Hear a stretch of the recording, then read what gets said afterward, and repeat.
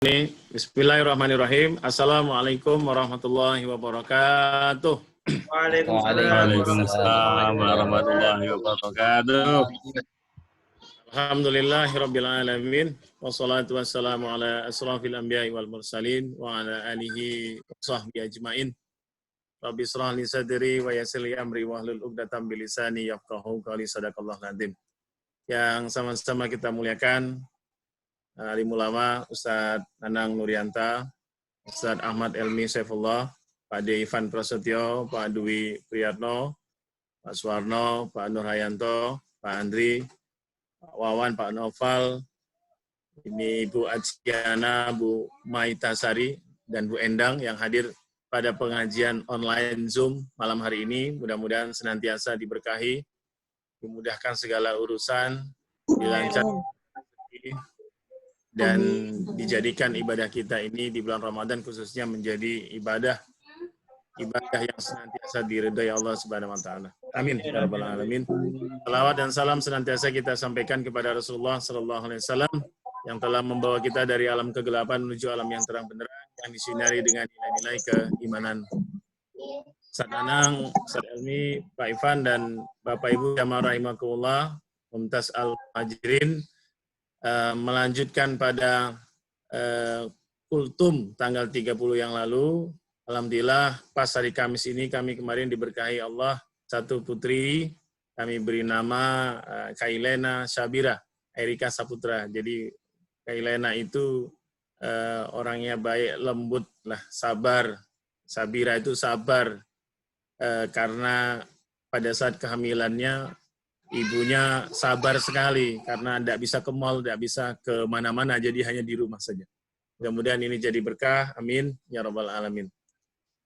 Jamaah rahimakumullah, Ustaz Elmi, saya bisa share file? Silakan Ustaz. Betul. Okay. Masih dikunci. Oh, masih dikunci? Masih di disable. Coba Ustaz.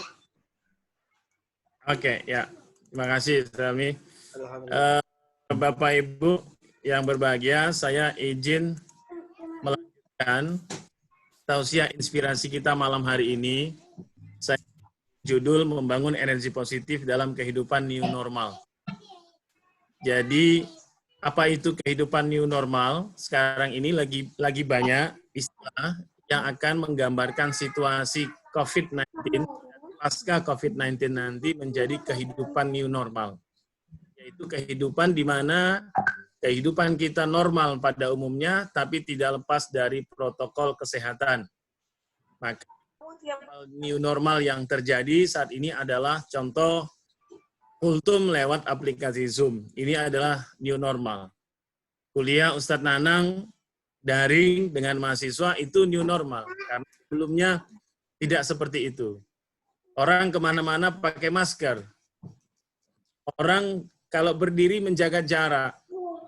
Di tempat-tempat kantor atau gedung ketika masuk, kita di screening badannya, suhu tubuhnya. Kita kalau belanja, disediakan tempat cuci tangan atau hand sanitizer. Orang mulai melakukan sesuatu yang dulu tidak dilakukan, dan sekarang menjadi normal yang baru. Dampak negatifnya adalah orang bisa curiga sama orang.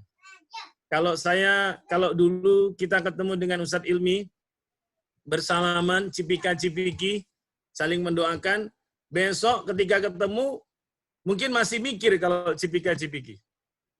Bahkan untuk salaman saja masih berpikir. Paling tidak ya dua lengan ngepakkan di depan dada, seperti ini. Kalau orang bersentuhan tangannya, bisa langsung mengambil alat pembersih hand sanitizer atau cuci tangan. Kalau dulu sebelum COVID-19, orang akan marah. Kenapa orang ketika salaman langsung cuci tangan? Ternyata era ini memberikan pembelajaran kepada kita, siap tidak siap, kita akan mau mengikuti kondisi new normal ini. Jadi, kalau menurut pakar kesehatan, akan dikatakan kehidupan yang normal tapi didampingi dengan protokol kesehatan, yaitu tambahan-tambahan tadi. Jadi orang sudah sangat biasa pakai masker kemana-mana, jaga jarak, dan seterusnya. Nah, Bapak Ibu jamaah rahimakumullah, gimana agar kehidupan new normal nanti ini bisa kita bangun energi positifnya? Apa yang kita lakukan itu adalah sesuatu yang punya ide sebelumnya. Kita ingin agar apa yang kita pikirkan, apa yang kita mau, itu bisa tercapai menjadi realita. Maka sebenarnya barometer yang harus kita lakukan adalah bagaimana yang kita kerjakan saat ini itu bisa memberi manfaat baik bagi diri kita, alam sekitar kita, orang lain, tetangga kiri kanan, dan khususnya kepada Allah Subhanahu wa Ta'ala. Saya pada waktu the good father of broken heart, almarhum Mas Didi Kempot meninggal dunia, hari itu banyak sekali chat, banyak sekali link video di YouTube, video-video yang di-share dengan berita-berita yang lain menggambarkan betapa Mas Didi Kempot itu dengan karya-karyanya sudah mengubah cara berpikir generasi muda. Kita bersyukur ternyata lagu daerah itu menjadi tuan rumah di negaranya sendiri. Orang tidak malu melakukan lagu patah hati itu dengan mengekspresikannya luar biasa. Saya tertarik melihat ketika almarhum Didi Kempot itu ditanya oleh Mas Andi F. Noya dalam Kick Andy Show. Mas Andi bilang ke Lord Didi, Anda sekarang ini sangat terkenal. Dulu Anda itu pengamen jalanan, naik turun bus. Karya Anda dianggap karya kampungan. Produser aja nggak mau ngelirik Anda untuk merekam suara lalu dijadikan label. Tapi sekarang semua anak muda tidak malu menyanyikan lagu Anda. Kemana-mana. Apa yang Anda rasakan sebenarnya, kata Andi F. Noya kepada almarhum Didi Kempot. Dia mengatakan rasa optimis dengan penuh rendah hati. Bahwa apa yang dia dapatkan saat ini adalah bukti dari kerja kerasnya. Dia tidak peduli karyanya itu mau laku atau tidak. Dia tidak peduli apa yang dia tulis dinyanyikan atau tidak. Yang ada dalam pikirannya adalah berkarya.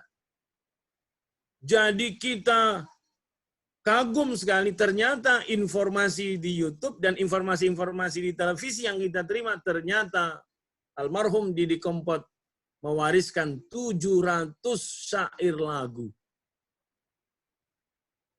Dan itu dinyanyikan oleh banyak orang. Dari hanya sekedar hiburan sampai mendapatkan penghasilan di channel YouTube. Ketika dia ditanya, maka dia mengatakan, kalau Anda sukses, silakan Anda boleh gembira dengan kesuksesan itu, tapi Anda jangan lupa tetangga kiri kanan, sahabat yang pernah membantu Anda, dan itu juga perlu Anda lakukan ketika Anda sukses, peduli sama orang lain. Saya melihat itu luar biasa. Tidak banyak yang berubah. Tapi Allah lebih sayang kepadanya. Di bulan Ramadan beliau dipanggil. Ternyata Bapak Ibu, energi positif itu memberi manfaat kepada yang memilikinya. Saya pernah belajar dari Pak Jamil Az-Zaini. Ustadz Jamil itu, beliau itu dulu pimpinannya Dompet Duafa Republika. Bahwa ternyata Bapak Ibu, amal usaha kita itu adalah hasil usaha tunai ditambah dengan tabungan energi. Jadi ternyata tidak semua yang kita dapatkan dalam hidup ini itu hasil tunai. Jadi ada sisi-sisi tabungan yang nabung ini itu energi wujudnya, di alam, responnya di alam. Bisa dalam bentuk positif, bisa dalam bentuk negatif, tergantung kita nyimpennya. Nah, maka amal usaha kita itu ini. Sebagai contoh, ya. Saya, Ustadz Nanang, pernah diceritakan langsung oleh Dekan Fakultas Ekonomi yang lama, yang sebelum ini. Dr.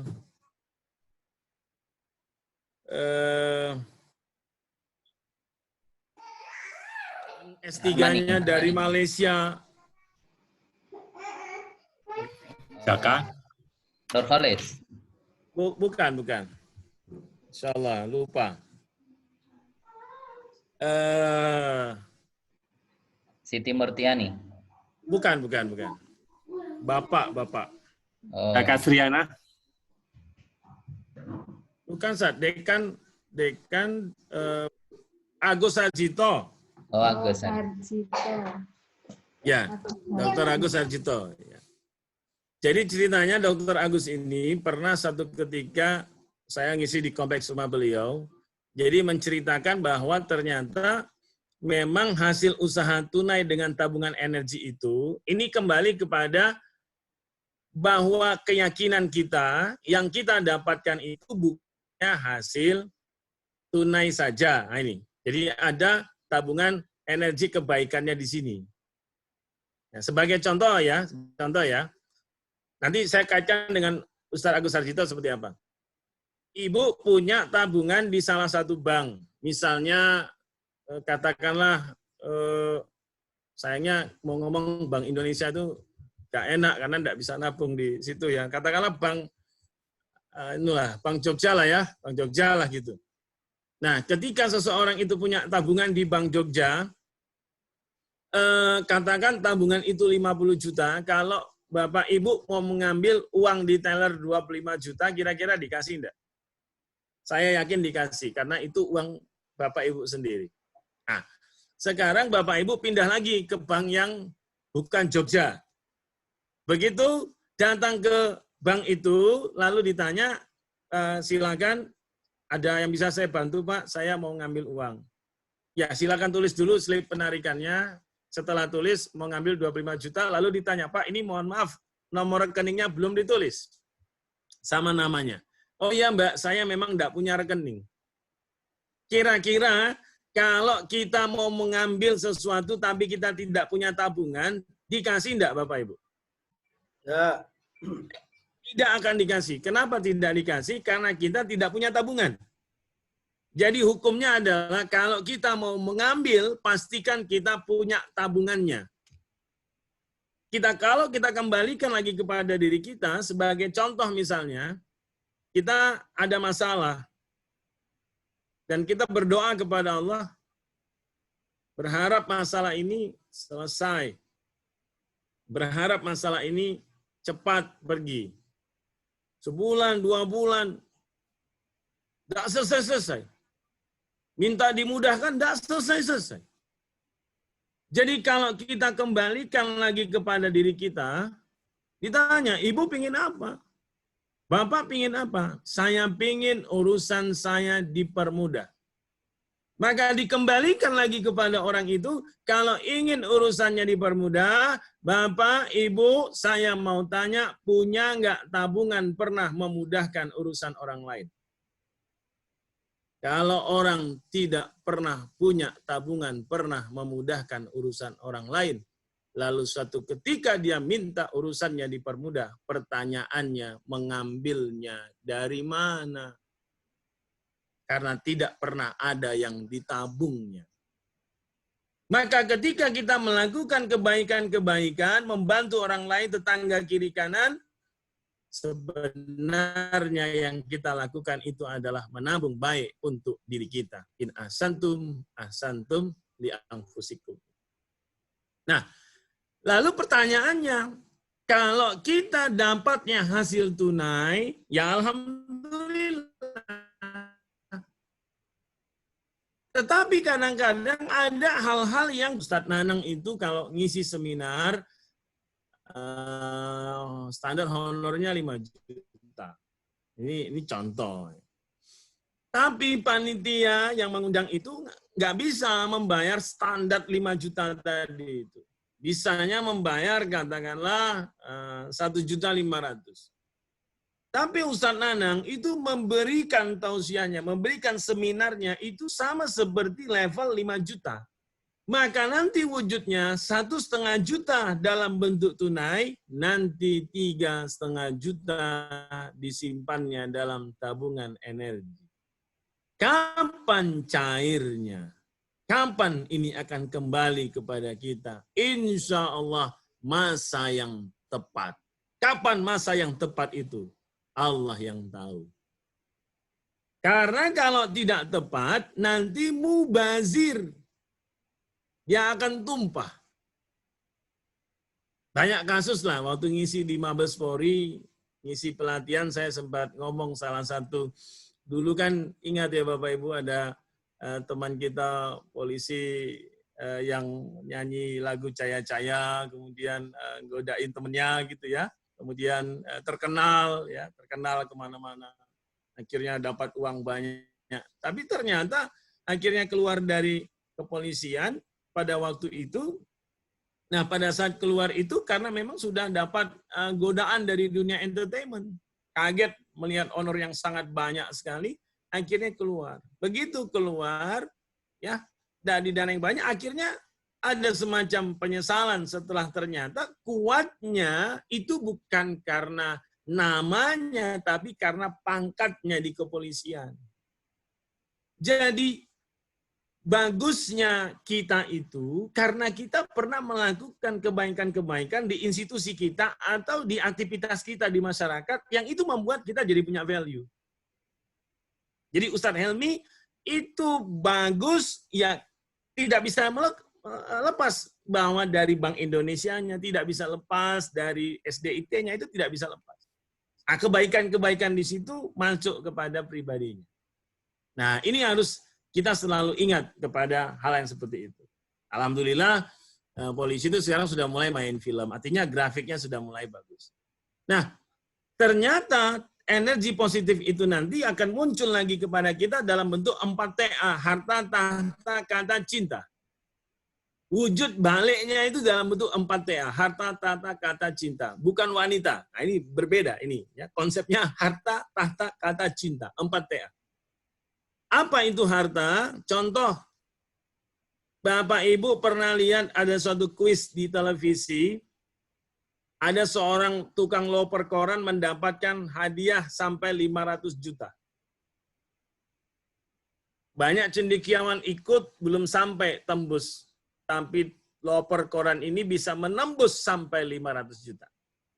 Namanya Agus Miadi. Begitu dideketin, dicari, ternyata jam 3 pagi sudah bangun, persiapan, ngedarkan korannya, ngedarkannya baik, banyak orang mendoakan, lancar usahanya, lancar bisnisnya, tanpa diduga dia dapat kuis 500 juta. Ini luar biasa. Yang kedua, selain dalam bentuk harta, adalah dalam bentuk, ini jalurnya.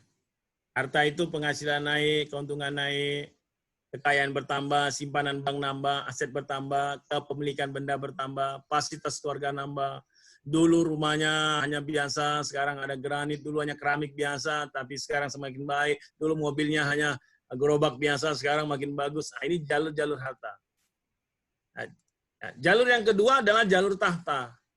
Bagaimana seorang anak miskin tiba-tiba bisa menjadi sangat kaya sekali setelah berproses selama tahun. Nah, ini tidak bisa dilepaskan. Dikasih wujudnya dalam bentuk tahta. Sampai punya perusahaan banyak. Jalur tahta itu karir naik, jabatan naik, kewenangan naik, amanah naik, tanggung jawab naik, posisi pekerjaan, posisi tawar, negosiasinya orang dengarkan, pendidikan semakin tinggi, anak dapat beasiswa, manajerial shift-nya makin bagus. Kalau doa orang tersentuh, kalau ngomong orang mendengarkan, itu jalur-jalurnya. Nah, seperti anak tukang beca, tiba-tiba dapat S2 ke Inggris. Reni ini anak tukang beca.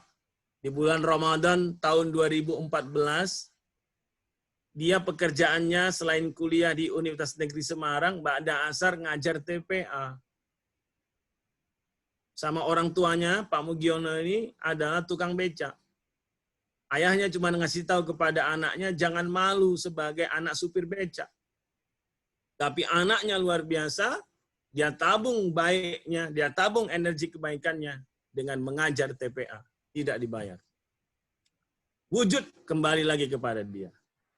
Kita lihat tahun 2011 dulu pernah ada seorang anak petani yang mengerjakan ladang sawah, bahkan mengerjakan sawah orang lain, itu dapat beasiswa.